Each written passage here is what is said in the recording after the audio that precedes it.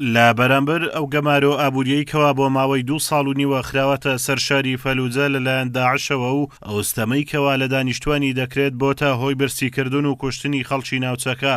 بۆ ئەم مەبەستەش ئاوارەکانی فەلوجە کەوا لە قەزای سۆراندا دەنیشن گربوونەوەیەکیان ئەنجامدا و داوای هەرچی زووتری بە هەناوەچوونی خەڵکی فەلوجەیان کرد لە حکوومەتی هەرێمی کوردستان و حکوومەتی عێراقی و ناتەوە یەکگرتووەکان و کۆمەڵگای نێودەوڵەتی. بسم الله الرحمن الرحیم. بەناوی خوای گەورە و میهرەبان.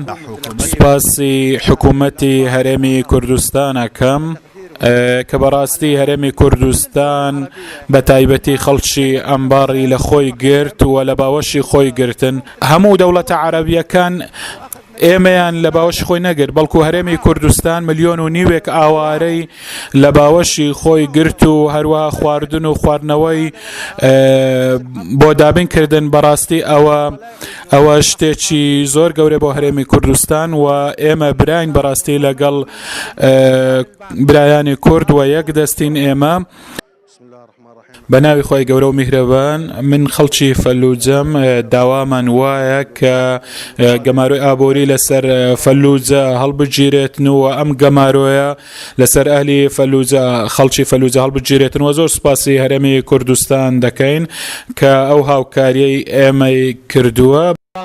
خەڵکی ئێمە تووشی ناخۆشی و معاناتێکی زۆر بووینە لە فەلوجە بەهۆی برسیەتیەوە بە تایبەتی لەلایەن تیرۆری داعشەوە گەماروی خەڵکی ئێمە دراوە لە فەلوجە.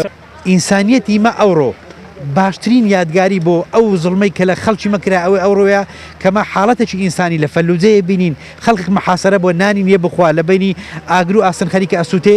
ئێمە هەڵوێستی ئینسانی خۆمان دەربڕین، گەورەیمە ئەبێت لەوەیەوە ڕنگ بداتەوە. بۆ ئێمە ئەوڕۆ هاوبەشی ئەو برایانەمان کرد کە لێرەن لە کوردستان دانیژن کە پێکەوە دەنجی خۆمان بدەینە حکوومەتی عێراقی، بدەینە حکوومەتی خۆمان لە کوردستان، نەتەوە یەکگرتووەکان، تەحالفی نێودەوڵەتی و هەموو کڕەخراوەکانی کۆمەڵگەی مەدەنی هەرچی لە دەستمان بێ بیکەین. ئەمانە دانیشتوانی شاری فەلوجەن ئەمڕۆ لە شاری سۆرانگر بوونەوە و داوای هەڵگرتنی گەمارۆ لەسەر شاری فەلوجە دەکەن کەوا ماوەی 2 ساڵ و نیوە لەلایەن داعشەوە گەمارۆ دراوە و هەروەها تا ئێستاش حکوومەتی عێراقی هیچ هەڵوێستێکی نەنواندووە. ئازادۆمەراوەی کەناڵی ئاسمانی پەیام سۆران.